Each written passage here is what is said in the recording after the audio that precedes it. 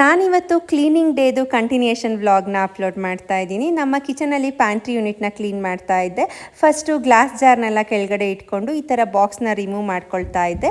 Remove ಮಾಡ್ಕೊಂಡು ಅದನ್ನು ತೆಗೆದಿಟ್ಕೊಂಡು ಸ್ವಲ್ಪ ಡಸ್ಟೆಲ್ಲ ಏನಿತ್ತು ಅದನ್ನೆಲ್ಲ ನೀಟಾಗಿ ಕ್ಲೀನ್ ಮಾಡಿಕೊಂಡೆ.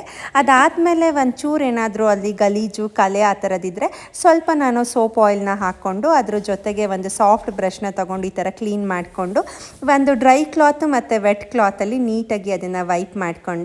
ವೈಪ್ ಮಾಡ್ಕೊಂಡಾದಮೇಲೆ ನೀಟಾಗಿ ಗ್ಲಾಸ್ ಜಾರ್ನ ಜೋಡಿಸ್ಕೊಂಡೆ. ಅದಾದಮೇಲೆ ಸ್ವಲ್ಪ ಖಾಲಿಯಾಗಿರೋವಂತಹ ಗ್ಲಾಸ್ ಜಾರಿಗೆ ಕೆಲವೊಂದು ಐಟಮ್ಸ್ನ ಕೂಡ ತುಂಬಿ ಇಟ್ಕೊಳ್ತಾ ಇದ್ದೆ.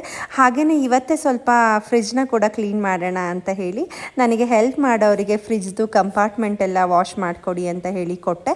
ಅವ್ರು ವಾಶ್ ಮಾಡಿ ಕೊಟ್ಟಾದಮೇಲೆ ನೀಟಾಗಿ ಅದನ್ನು ಜೋಡಿಸ್ಕೊಂಡೆ.